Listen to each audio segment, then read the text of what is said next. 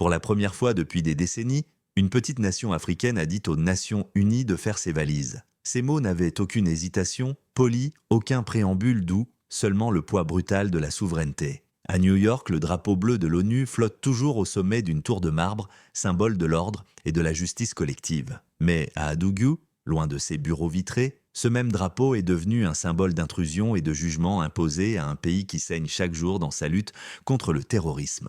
Là-bas, sur les lignes poussiéreuses du Sahel, les soldats de Burkinabé tenaient des fusils renforcés de rubans adhésifs se dressant contre des groupes extrémistes qui n'ont jamais rédigé de rapport sur les droits humains ni signé de traité de paix. Entre ces deux mondes, une collision était inévitable. La tension qui a éclaté au grand jour le août n'était pas simplement diplomatique, elle était existentielle. Le gouvernement du capitaine Ibrahim Traoré a déclaré la coordinatrice résidente de l'ONU, Carol Flores Morisnac, persona non grata. Dans le langage diplomatique, ces mots ne signifient qu'une chose pareille immédiatement. Votre présence n'est plus la bienvenue. C'était un acte rare et dramatique généralement réservé aux espions ou aux ambassadeurs hostiles, pas à la plus haute responsable de l'ONU dans une nation toujours dépendante de l'aide internationale. Pourtant, le Burkina Faso l'a fait sans ciller. Pourquoi ? Parce qu'aux yeux du gouvernement, l'ONU avait franchi une ligne qui ne pouvait être pardonnée, suggérant dans ses rapports que les forces armées burkinabées, le bouclier même protégeant les villages du terrorisme,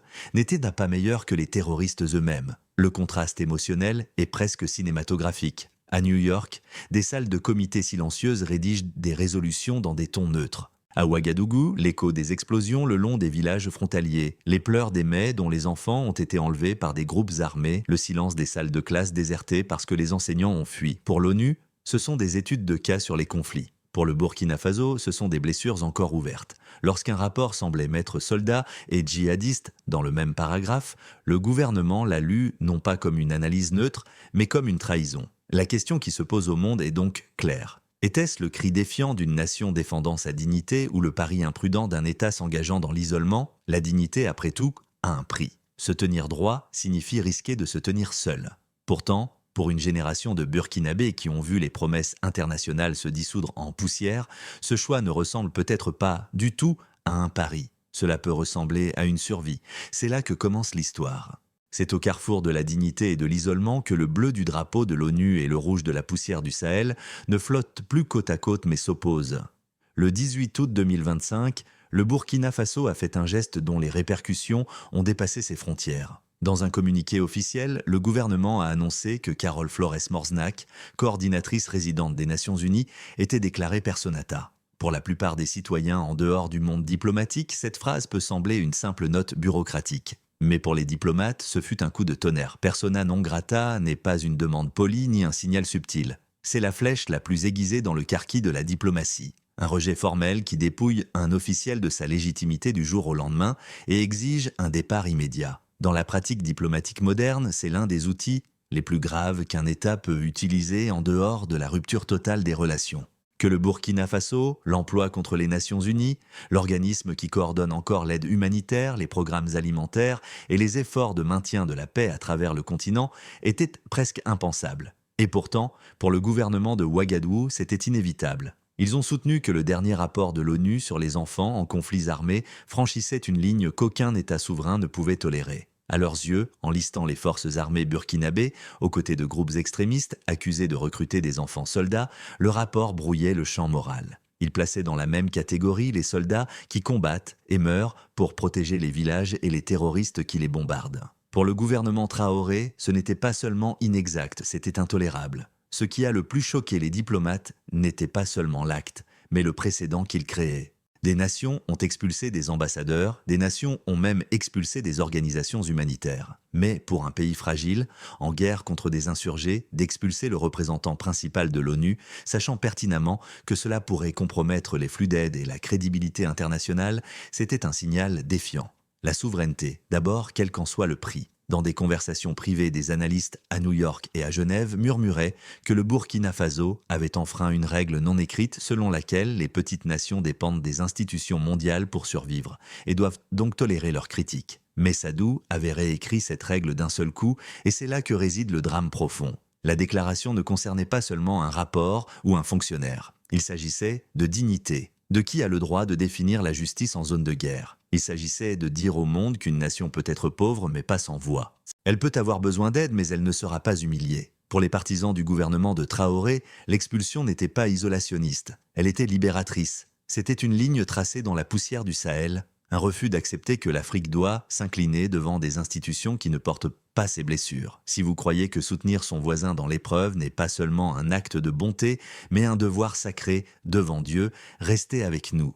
Et si vous êtes nouveau ici, appuyez sur j'aime et abonnez-vous non pas pour moi, mais pour que ces voix d'espoir ne soient jamais effacées. L'étincelle qui a déclenché le feu est venue sous la forme d'un document. C'était le rapport annuel de l'ONU sur les enfants et les conflits armés publié à la mi-août, un rapport qui pèse moralement dans la communauté internationale. Dans ces pages figuraient des récits sombres de recrutement d'enfants, d'attaques contre les écoles et d'exploitation des mineurs par des groupes armés dans les zones de conflit. Mais la section consacrée au Burkina Faso blessait plus profondément que n'importe quelle balle d'insurgés. Dans cette section, le rapport listait les forces armées burkinabées aux côtés de groupes extrémistes comme Al-Qaïda et l'État islamique dans le Grand Sahara. La justification, c'était une des affirmations techniques d'allégations de violations lors d'opérations de contre-insurrection qui pourraient avoir affecté des enfants. Pourtant, à Ouagadougou, la nuance s'est perdue dans le bruit. Ce qui est resté, c'est la perception que les propres défenseurs de la nation, jeunes hommes et femmes risquant leur vie chaque jour,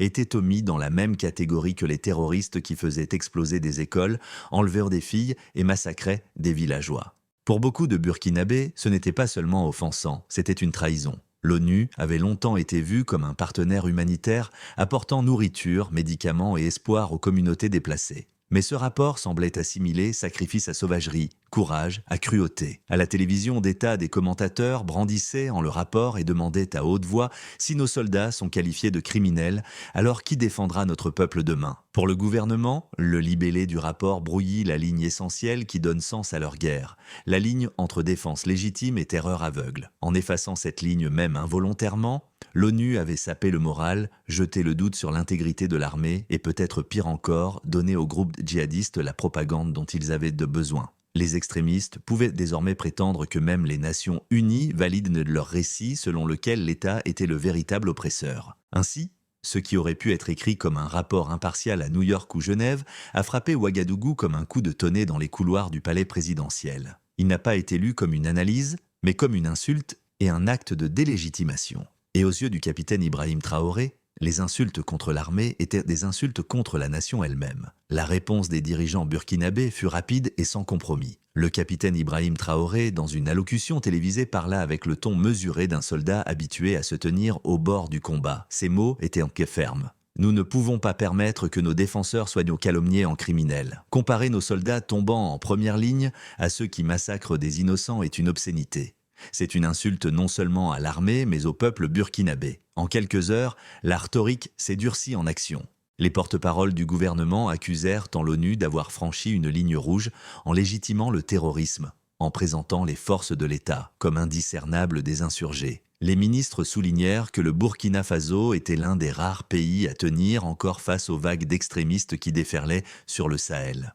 Pour eux, il ne s'agissait pas simplement de réputation, il s'agissait de survie. Si les rapports internationaux peignaient l'armée en criminels, l'aide étrangère, la formation et le soutien pouvaient s'assécher. Pire encore, les soldats sur le terrain pourraient perdre foi en la légitimité de leur mission. Le gouvernement présentait la question comme un affrontement entre souveraineté et supervision mondiale. Traoré a clairement indiqué que bien que le Burkina Faso accueille favorablement le partenariat, il n'accepterait jamais ce qu'il appelait des acteurs extérieurs dictant la morale tout en ignorant notre lutte. Pour lui, le rapport de l'ONU n'était pas neutre. C'était une distorsion qui mettait en danger l'unité nationale. Ainsi, le gouvernement a intensifié sa position. Le 18 août 2025, le ministère des Affaires étrangères a lancé son ultimatum. Carole Flores-Mnac, la coordinatrice résidente de l'ONU, avait approuvé et soutenu un rapport qui portait atteinte à la dignité du Burkina Faso. Elle a été déclarée personne à non grata et a reçu quelques jours pour quitter le pays. Les diplomates, à travers l'Afrique de l'Ouest, étaient une stupéfait. Ce n'était pas qu'une simple querelle autour d'un rapport, c'était un message adressé au monde. Le Burkina Faso défendrait son récit aussi farouchement qu'il défend ses frontières. À partir de ce moment, la rhétorique de la souveraineté est devenue plus qu'un slogan. Elle est devenue un bouclier. Les responsables la répétaient lors des conférences de presse. Les soldats la répétaient sur le terrain et les citoyens la scandèrent dans les rues. La souveraineté valait plus que l'approbation des institutions mondiales. Le Burkina Faso avait choisi la défiance même au risque de rester seul. Lorsque l'annonce est tombée le août, elle n'était pas formulée dans le langage de la diplomatie courtoise. Elle était tranchante, définitive et presque inédite dans l'histoire moderne des relations internationales. Le gouvernement burkinabé a déclaré Carole Flores Mgignac, coordinatrice résidente des Nations Unies Persona. Ces 3 mots latins portent un poids que chaque diplomate dans le monde comprend. Vous n'êtes pas la bienvenue ici. Partez. Dans la hiérarchie des reproches, un État dispose de plusieurs outils. Les gouvernements peuvent émettre des protestations formelles, convoquer des ambassadeurs pour obtenir des explications ou suspendre la coopération sur certains programmes.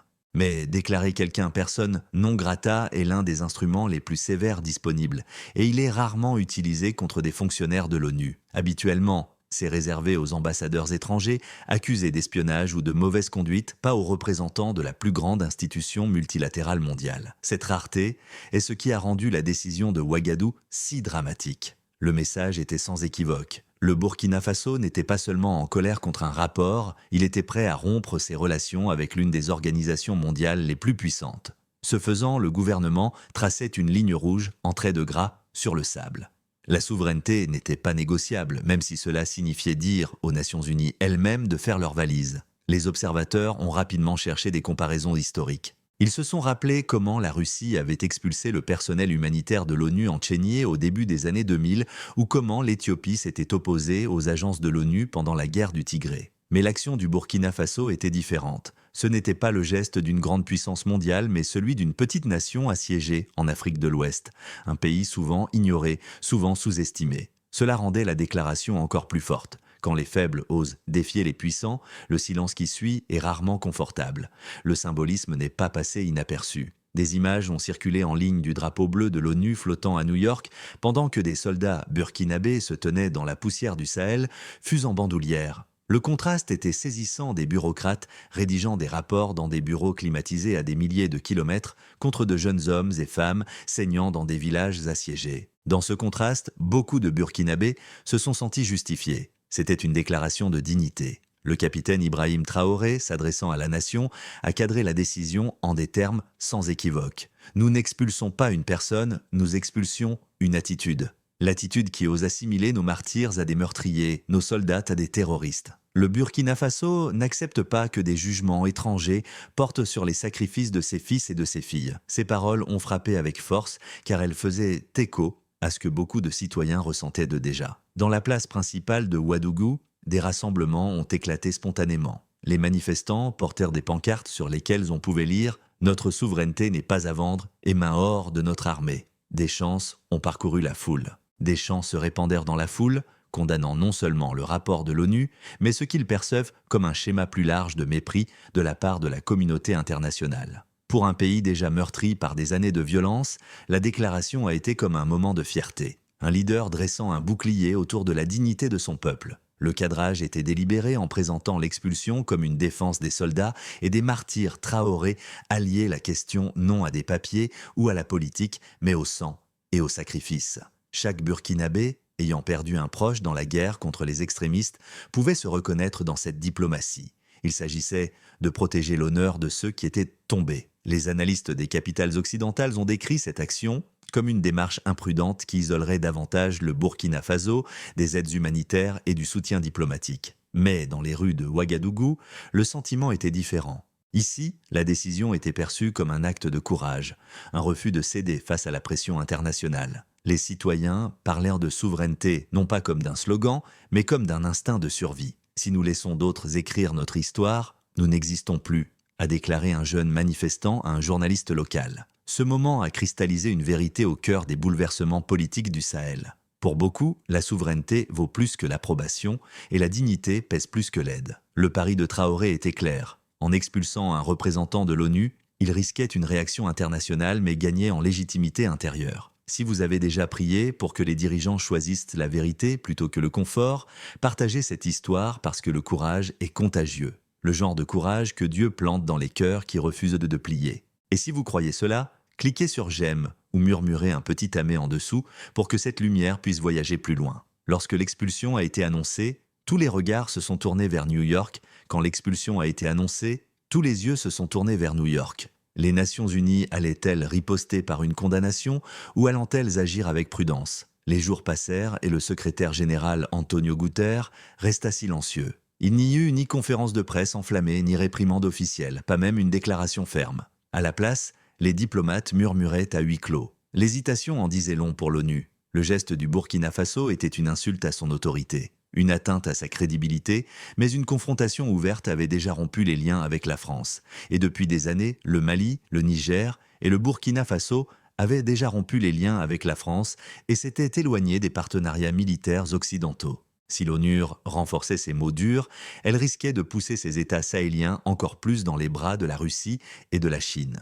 L'organisation se retrouvait dans une impasse, défendre son autorité ouvertement et risquer de paraître faible ou rester silencieuse. Dans les couloirs de l'ONU, le débat était intense. Certains responsables soutenaient que laisser passer une telle expulsion sans réagir créait un dangereux précédent. Quel précédent cela établirait-il ? Si un petit État pouvait ordonner au représentant principal de l'ONU de partir, quel message cela enverrait-il aux autres qui remettent en question la légitimité de l'institution? D'autres répliquaient que sans contestation, cela établirait un précédent dangereux. Quel précédent cela établirait-il? Si un petit État pouvait dire précédent, si un petit État pouvait dire au représentant principal de l'ONU de partir, quel message cela enverrait-il aux autres remettant en question la légitimité de l'institution? D'autres rétorquaient que mais sous cette inquiétude se cachait aussi une trajectoire souverainiste. La condamnation, avertissait-il, ne ferait que nourrir le récit de Traoré, selon lequel le système international manque de respect à la dignité de l'Afrique. Le silence alors était stratégique, mais il était aussi déconcertant pour de nombreux observateurs en Afrique. La réticence de l'ONU à réagir en Afrique montrait une faiblesse. Pour d'autres en Occident, cela montrait une faiblesse, pour d'autres en Occident, cela montrait de la sagesse. Et à Ouagadougou, l'absence de réaction immédiate était perçue comme une validation, comme si l'ONU elle-même savait qu'elle avait dépassé les limites en approuvant un rapport qui brouillait la frontière entre terroristes et soldats qui les combattent. Le drapeau bleu flottait toujours à New York, mais dans les rues poussiéreuses du Burkina Faso, son autorité semblait diminuer. Une petite nation avait tracé une ligne, et l'institution la plus puissante du monde hésitait à la franchir. Si l'ONU restait silencieuse, les capitales occidentales ne l'étaient pas. À Washington, des groupes de réflexion ont immédiatement présenté l'expulsion comme la preuve que le Burkina Faso s'isolait de la communauté internationale. À Paris, les titres éditoriaux peignaient Traoré comme un prudent, un jeune capitaine jouant avec le feu, mettant en danger l'aide humanitaire au détriment de son peuple. Bruxelles, ne toujours plus prudente, a publié des déclarations de préoccupation avertissant que cette mesure pourrait compromettre une coopération vitale. Le récit était familier, le Burkina Faso ne défiait pas seulement l'ONU, il mettait en danger sa propre survie. Les analystes avertissaient que si les travailleurs humanitaires se sentaient en danger, les programmes d'alimentation, de santé et d'éducation pourraient s'effondrer. Les critiques disaient que le gouvernement sacrifiait le bien-être de ses citoyens au nom d'un symbolisme politique. Pourtant, dans le Sahel, beaucoup de gens ordinaires entendaient autre chose dans ces avertissements, le même vieux paternalisme qui a longtemps défini la relation de l'Afrique avec l'Occident. Les commentateurs sympathiques au Burkina Faso soulignaient que les gouvernements occidentaux étaient prompts à dénoncer l'expulsion, mais lents à reconnaître le problème plus profond, la dignité. Pour Traoré et ses partisans, le rapport n'avait pas seulement été inexact, il avait été offensant, effant les sacrifices des soldats en les mettant dans la même catégorie que les terroristes. Cette blessure ne pouvait être guérie par des statistiques et des notes de bas de page. Elle exigeait la reconnaissance de la souveraineté et du respect. Les observateurs de l'Afrique allaient le plus loin, notant que cette confrontation dépassait l'aide ou les projets humanitaires. Il s'agissait du pouvoir du récit. Qui a le droit de décrire un conflit, qui décide si un soldat est un défenseur ou un agresseur. L'ONU, soutenue par les donateurs occidentaux, détenait cette autorité depuis longtemps. Maintenant, le Burkina Faso la rejetait carrément. Ce n'est pas qu'une question d'aide, a remarqué un analyste. Il s'agit de savoir qui écrit l'histoire des guerres africaines et qui contrôle le vocabulaire moral de la politique internationale. Pour certains, en Occident, le pari du Burkina Faso ressemblait à de l'isolement. Pour beaucoup en Afrique, c'était une émancipation. Et entre le silence à New York et le bruit à Washington, une nouvelle lutte prenait forme pas seulement sur les champs de bataille du Sahel, mais dans le domaine même du sens. Lorsque le Burkina Faso a expulsé le représentant principal de l'ONU, les décideurs occidentaux, représentant les décideurs occidentaux, ont rapidement compris qu'il ne s'agissait pas seulement d'un différend à propos d'un rapport. C'était un défi direct à la structure même du multilatéralisme. À Washington, des responsables s'inquiétaient à voix haute que si un petit État pouvait limoger un coordinateur de l'ONU, d'autres pourraient suivre. Coordinateurs, d'autres pourraient de suivre. Think tanks commencèrent à alerter sur une hayon de l'ordre d'après-guerre présentant l'expulsion comme l'ordre d'après-guerre présentant l'expulsion comme plus qu'un acte de défi. C'était une fissure dans le système construit après 1945. Les diplomates américains dressaient un tableau sombre. Sans supervision de l'ONU, ils soutenaient que l'accès humanitaire pourrait s'effondrer, laissant des millions de personnes vulnérables. Mais sous cette inquiétude se cachait aussi une anxiété plus profonde si l'ONU perdait son autorité en Afrique. Les États occidentaux, qui s'y étaient longtemps appuyés comme un outil de puissance douce, en souffriraient aussi. Le Burkina Faso, pays enclave modeste, avait soudainement exposé la fragilité des institutions mondiales. À Paris, la réaction fut plus vive, teintée d'un orgueil blessé. Pour la France déjà contrainte de retirer des troupes, cela éloignait encore plus le Burkina Faso. Lui voyait là un nouveau coup porté à son influence au Sahel. Les éditoriaux dans les journaux français qualifièrent la décision de Traoré de téméraire, voire suicidaire. Pourtant, dans les rues de Hagadou et Bamako, le symbolisme était clair. Voici une génération qui coupe ses liens non seulement avec les bases françaises, mais aussi avec les institutions internationales que la France avait longtemps influencées. La métaphore du cercueil, bien que destinée à la critique, résonnait différemment. En Afrique, beaucoup la voyaient comme des funérailles du néocolonialisme lui-même. La voix de l'Union européenne était plus mesurée, mais le malaise était évident. Bruxelles émettait un langage prudent de préoccupation, craignant d'éloigner davantage le Burkina Faso. Les diplomates de l'UE admiraient en privé leur manque à la fois de levier et d'unité pour agir de manière décisive. Certains États membres favorisèrent la pression d'autres, préférant le dialogue, et d'autres encore optaient pour le silence. Le résultat fut un cœur étouffé, qui contrastait nettement avec les mots forts venant en établissant des parallèles délibérés avec les propres confrontations de la Russie avec les institutions occidentales des capitales. L'alarme ne concernait pas seulement le choix du Burkina Faso, mais aussi le précédent que cela pourrait créer. Si un petit État pouvait redessiner les règles d'engagement avec l'ONU, combien d'autres en Afrique et au-delà oseraient ne faire de même ? Tandis que les dirigeants occidentaux parlaient d'isolement et de danger à Moscou, le langage était très différent. Les responsables russes saluaient la défiance du Burkina Faso, la qualifiant de courage anticolonial. Les médias d'État présentaient Traoré comme un héros se dressant contre l'hypocrisie, établissant des parallèles délibérés avec les propres confrontations de la Russie avec les institutions occidentales. Pour la Russie, la position du Burkina Faso était plus que symbolique. C'était une ouverture diplomatique. Chaque rejet de l'autorité occidentale créait plus d'espace pour Moscou pour s'imposer comme allié de la souveraineté. La réaction de la Chine était plus discrète mais non moins significative. Pékin évitait les déclarations bruyantes, choisissant plutôt de renforcer une diplomatie discrète. Des envoyés rencontraient les dirigeants du Sahel à Huis clos, offrant un soutien technique et une aide humanitaire avec le même message constant. Nous n'intervenons pas, nous ne faisons que des partenariats, ce silence était stratégique. En refusant d'attiser les tensions, la Chine permettait aux Occidentaux une critique pour paraître bruyante et intéressée tout en se positionnant comme la main calme et stable que représente l'Afrique la Turquie. Quant à elle, aperçut une opportunité de se présenter comme un pont humanitaire alternatif. Un pont humanitaire alternatif. Les responsables turcs ont mis en avant leurs programmes d'aide, leurs hôpitaux et leurs écoles déjà actifs à travers l'Afrique. Contrairement à la Russie qui s'est tournée vers le soutien militaire ou la Chine qui a mis l'accent sur les infrastructures, Ankara a façonné son image comme le chemin compatissant du juste milieu, une nation à majorité musulmane sans héritage colonial offrant solidarité tant dans la foi que dans le développement. Ensemble, ces réactions ont mis en lumière un récit de pouvoir en mutation. Pour l'Occident, le Burkina Faso s'isole. Pour Moscou, Pékin et Ankara, il reprend sa dignité. Et pour de nombreux Africains observant depuis les marges, le choix n'était plus simplement entre l'Occident et la survie. Il y avait d'autres partenaires, d'autres modèles et d'autres avenirs. L'expulsion d'un seul fonctionnaire de l'ONU a ainsi résonné bien au-delà de Ouagadougou. Il ne s'agissait pas seulement de la souveraineté du Burkina Faso, il s'agissait de qui a le droit de définir la légitimité au XXIe siècle. Dans le silence de l'ONU, les avertissements de l'Occident et les applaudissements des puissances rivales, un message s'est clairement fait entendre. Les choix de l'Afrique résonnent désormais à l'échelle mondiale. Le Burkina Faso se tient aujourd'hui à un carrefour fragile.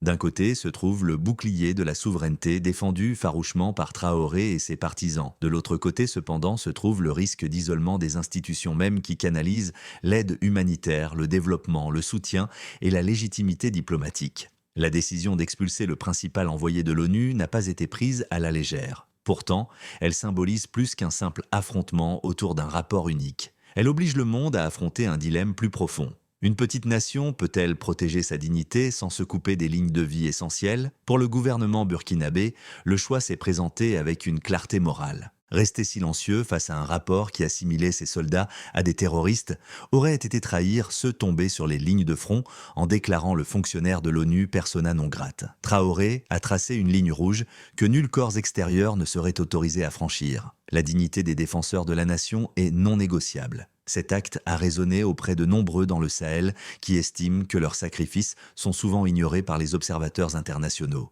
Pourtant, au-delà des applaudissements et des rassemblements, une autre question demeure: quel en sera le prix? Sans la coopération de l'ONU, les agences humanitaires pourraient avoir plus de difficultés à acheminer l'aide. Les camps de réfugiés, les réseaux de distribution alimentaire et les écoles soutenues par des fonds internationaux pourraient être vacillés. Et pour un pays déjà frappé par les déplacements, la pauvreté et la violence extrémiste, les conséquences humanitaires ne sont pas abstraites, elles sont immédiates et humaines. C'est le paradoxe au cœur de la décision du Burkina Faso.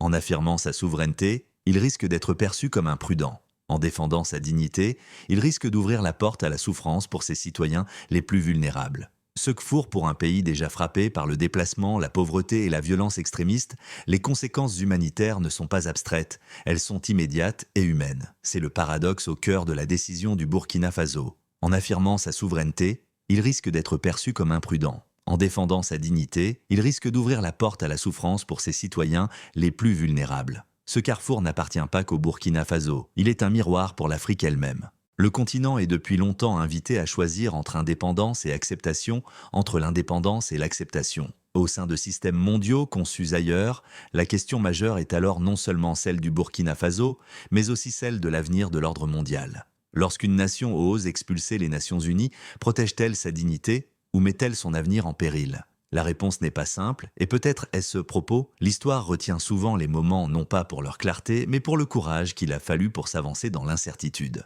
6, 2, image de clôture et appel à l'action. 30 ou pile 533, in 500 à 600 mots. Imaginez cela à New York, le drapeau bleu des Nations Unies flotte au vent au-dessus des tours de verre à Ouagadougou. Ce même drapeau est silencieusement descendu de son mets.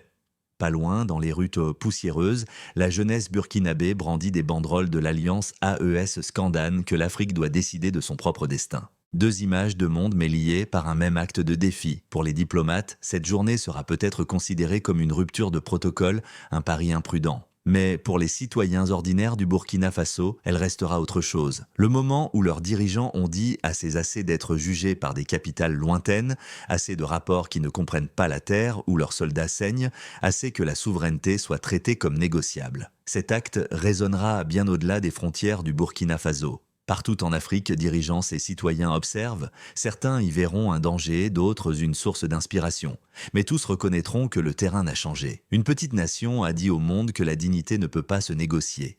Pas même pour le drapeau bleu des Nations Unies. L'histoire regardera peut-être un jour le 18 août comme bien plus qu'une simple querelle diplomatique. Ce jour-là est peut-être celui où la voix de l'Afrique, souvent ignorée comme faible, s'est affirmée avec force. Le choix d'expulser un envoyé des Nations Unies ne portait pas seulement sur un rapport. Il s'agissait de qui écrit le récit des luttes et des sacrifices de l'Afrique. Et ainsi, la réflexion finale est que l'histoire retiendra ce jour où une petite nation a dit « non ». Un monde où notre dignité n'est pas négociable. Si cette histoire vous a touché, écrivez un mot dans les commentaires. Amen, merci ou dignité. Et si vous croyez que l'Afrique a le droit divin de défendre sa dignité, même face aux institutions les plus puissantes du monde, abonnez-vous et partagez. Pas même face aux institutions les plus puissantes du monde, abonnez-vous et partagez. Pas pour les chiffres, mais pour que le monde continue d'écouter.